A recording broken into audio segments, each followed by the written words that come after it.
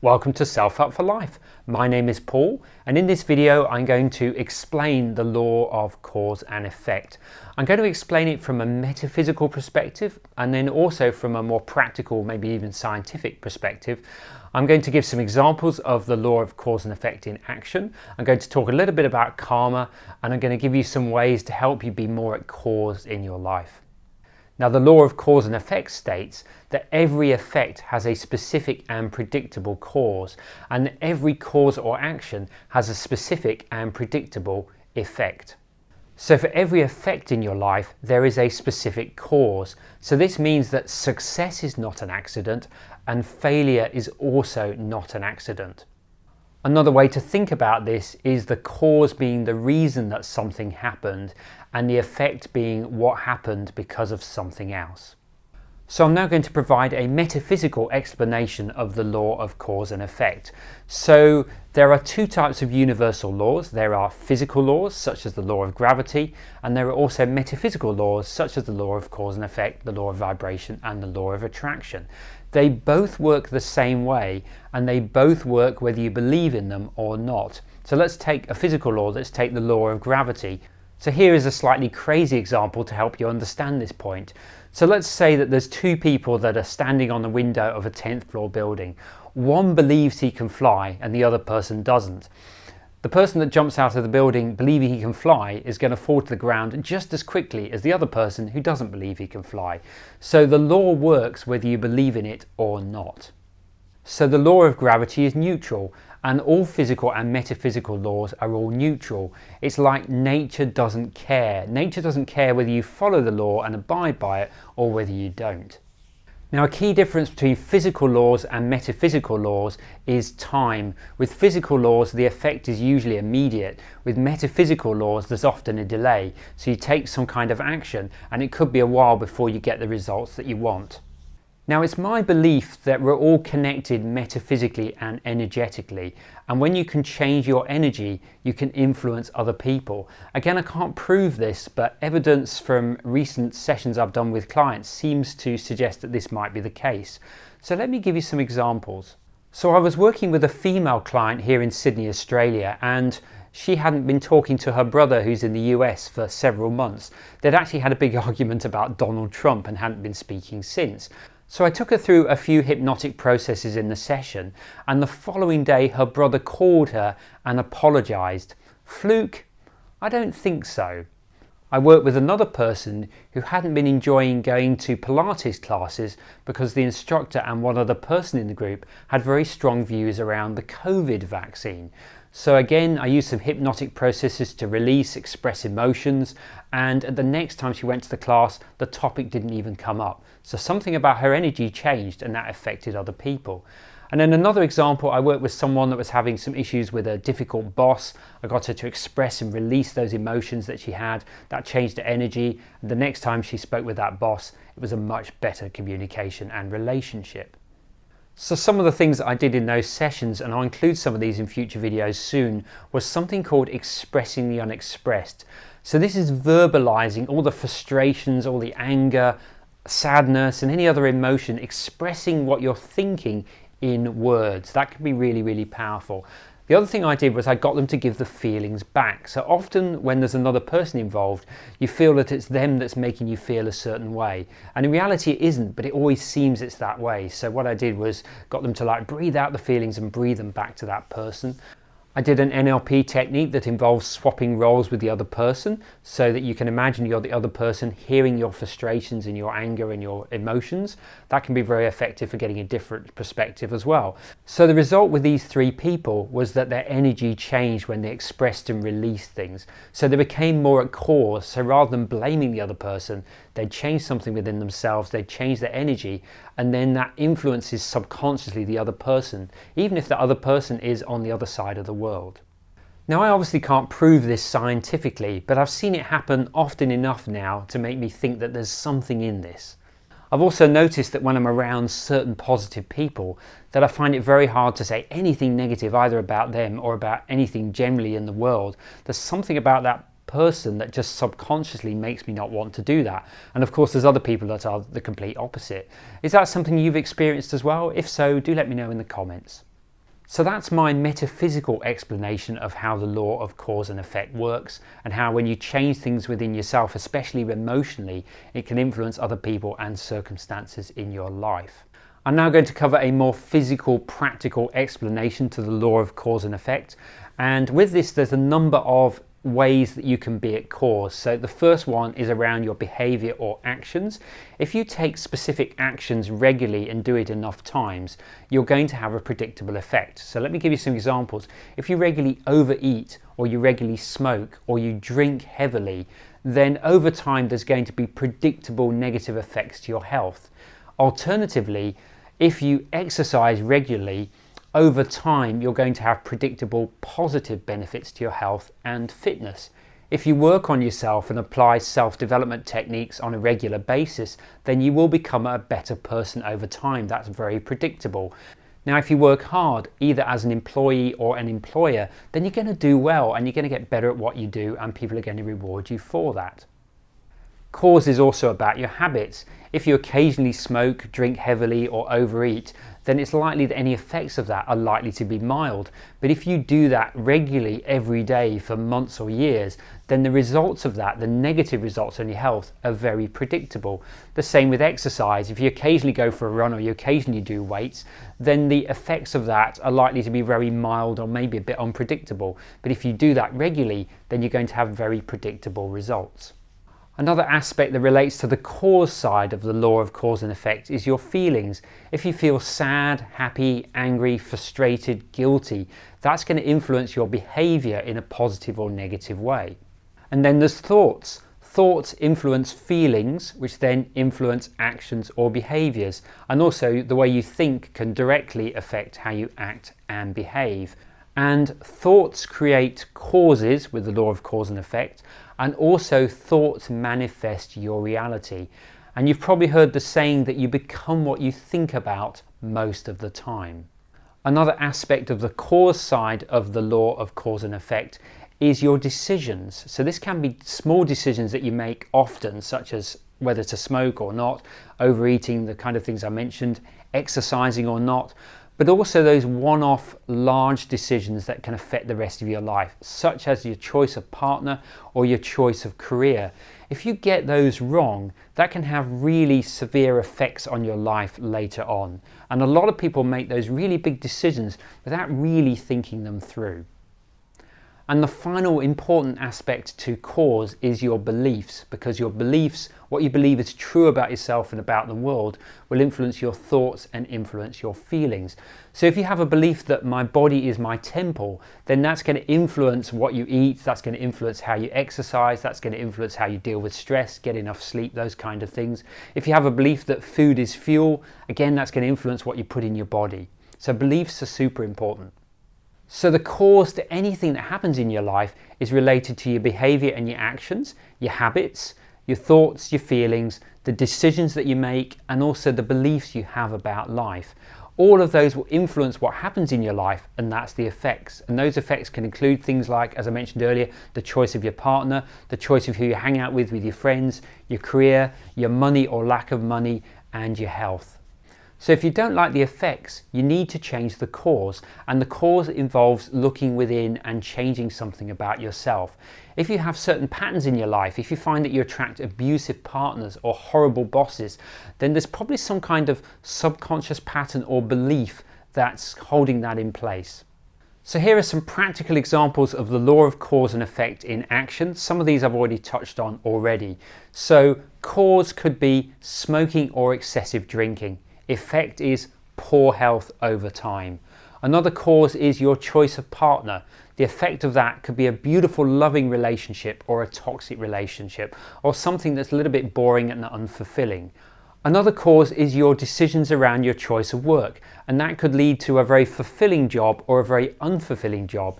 It could also lead to a job that gives you lots of money or a job that doesn't give you that much money, and that's okay. For some people, being more fulfilled at work is more important than having a lot of money. The key thing is that you're making conscious decisions around this rather than just letting those decisions go by default. Another cause is doing regular exercise. The effect of that is that over time you have a fit, strong and healthy body. That's the effect. Another cause is saving regularly. The effect of that is that you're going to be better off and you're going to have a more secure financial future and a better retirement. If you don't do that, then you're going to be worse off and possibly in poverty in your later years. Another cause is procrastination. The effects of that are that you might have regrets later in life, that life becomes quite boring and predictable, and that you don't do things that you know you could have done, and you don't overcome fears and get out of your comfort zone and become a better person as a result. So I'm now going to talk a little bit about the law of cause and effect and how it relates to success. So the law of cause and effect means that success is predictable and that success is created within you. It means that if you do enough work, you're going to get the results. It can't be any other way. Now let me give you an example of this. About a month ago, my YouTube channel had about 3,500 subscribers. Today it has just over 10,000 subscribers. So something rather bizarre happened in the last month where one of my videos that I recorded about 9 months ago, the one on the law of vibration, went viral. And when this first happened, bearing in mind I hadn't actually uploaded a video for a couple of months, so I hadn't really been doing much with my channel, I started to think, this is luck, isn't it? This is great luck that this is happening. And then the more I thought about it, I thought, well, I've recorded over 100 videos. That's action that I've done, and it just happens that I've had maybe a little bit of luck from one of those videos, but if I'd only done, say, 10 videos, that luck wouldn't have happened. So I came to the conclusion that it wasn't luck, it was just some benefits. It's that delays sometimes between doing the work and getting the results, and that's what happened. So it was me putting in the work that allowed that to happen. When applying the law of cause and effect to success, this means that success is repeatable. So if one person can achieve a success, another person can achieve the same success by modeling what that person does. So think back to all those components of causes that I mentioned earlier, such as your behaviours, your actions, your habits, your thoughts, your feelings, your decisions that you make, and your beliefs. So if you can model people that are successful and take on all of those aspects, then you can't fail to have the same success as them. So if you make the right decisions and you take the right actions, then you will become successful. You don't even need to have super belief that you're going to become successful. You just need enough belief to keep taking action. As long as you believe enough in what you do to take consistent action, then the results will come. And to give you an example of that, I didn't believe when I started Self-Help for Life back towards the end of 2017 that I would get 10,000 subscribers on YouTube. But I did believe enough in what I was doing to keep doing regular videos and keep taking action on a consistent basis. And that's what's led to the results. And as you take more action, your belief begins to grow, and suddenly something that you thought was not possible becomes possible. Now this is going to get a little bit deep now as I talk about the law of cause and effect in relation to karma and this idea of a predetermined life. What I'm going to talk about now is my beliefs. You might have a different belief system, and that's fine. If you do let me know in the comments. So my belief is being at cause is about making the best decisions based on the information you have at the time. We know that if you smoke regularly for 20 or 30 years, you've got a 50% chance more of dying. You know that if you don't save regularly, you could be in poverty in retirement. You know that if you eat poorly, you're likely to have heart problems, diabetes later in life. These are all very predictable. I also know that accidents could happen. I know that I could be on a plane that crashes. I know that I could be hit by a drunken driver. I also know that I could get some kind of rare illness that's not influenced by lifestyle decisions. So my view and my belief around this is that if I have no prior knowledge that one of these accidents could happen, then how can I prepare for them? How can I make a decision to not be on that plane or not on that road at that particular time? The answer is I can't. Now I have heard stories of people that have had intuitive hunches not to get on a certain plane or mode of transport that then has an accident or crashes. And you could argue that that is prior knowledge, they're getting that from within. However, in my view, unless that was a really strong intuition, it probably wouldn't stop me getting on a plane if I'm about to go on holiday. Others might believe that I was at cause by being on that plane or being on that road at that particular time, but that's not my view either. Other people might believe that being involved in an accident was a punishment for something really bad that you did earlier in life. You just happened to be on that plane that crashed because you did something really terrible earlier in life. Again, I don't believe that's the case, but I know that some people do. So let's say you were involved in a car accident that was caused by someone else. It was clearly their fault, and that accident leaves you either temporarily or permanently in a bad way. Now, your view of that could be that, well, my life is predetermined, this was going to happen to me anyway. If you believe that, are you at cause or are you at effect? What do you think? I would say that you're at effect because you don't believe you have any control over that. You just believe it was something that was going to happen. Or you might say, I'll never forgive the other driver. Is that cause or effect? Again, that's effect because you have no control over that other driver and that event that has now taken place. Or you might feel resentment towards the other driver. That is also effect because it's you that feels that resentment internally. It's not the other person that's feeling that resentment. When you feel resentment, the other person's not aware of it at all. They could be thinking about something completely different. So it's you that experiences that. It's you that can change that. So again, being at cause would be releasing that resentment. You could take some kind of revenge on the other driver. Now that is being at cause, but if you do that, that's going to lead to an undesirable effect. So it's not a good idea. You could accept what happens, accept the accident. Acceptance is being at cause. Sometimes it can take some time before you can accept something. Sometimes you need that time to heal things. And you could also change the meaning. So change the meaning is something that you can do. So changing the meaning is putting you at cause. Doing whatever it takes to return to normal, following an accident or some other unexpected thing in life, that's being at cause. Also, when something is a wake-up call, this happens a lot with serious illnesses, makes the person wake up to the fact that they weren't living the life the way they wanted to live. They changed their values, their beliefs about what's important as a result of that. Anything like that is also being at cause. Here are some other useful points around the law of cause and effect. Negativity breeds negativity. Violence breeds violence. Revenge never works. Positive thinking and positive action is far more likely to give you a positive outcome than negative thinking or negative action. Taking care of your physical, mental and emotional health almost guarantees that you'll live a long and healthy life. We know it doesn't completely guarantee it, but it goes a very long way towards it.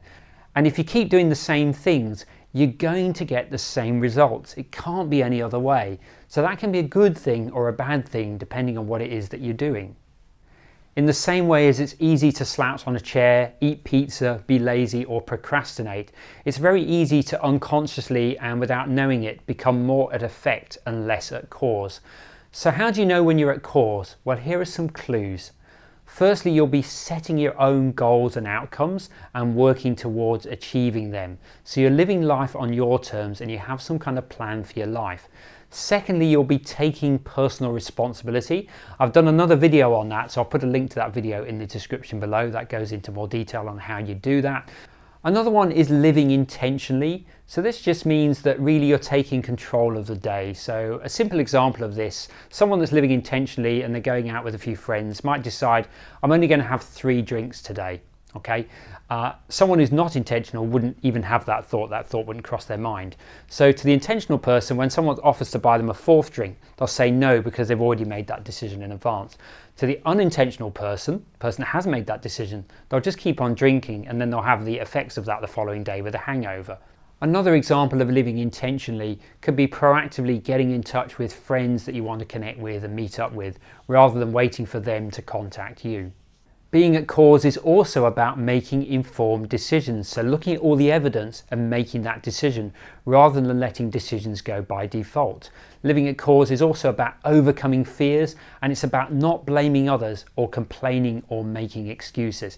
And you find that you will do some of these things. This is why you need to always be keeping in check and making sure that you're living at cause as much as you can. So to sum up, with the law of cause and effect, everything happens for a reason, whether that reason is good or bad, even if we don't know what that reason is.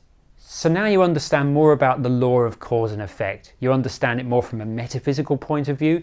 You understand it more from a very practical and predictable point of view. I've given you some examples of the law of cause and effect in action. I've talked a bit about karma and the predetermined life and my views around that.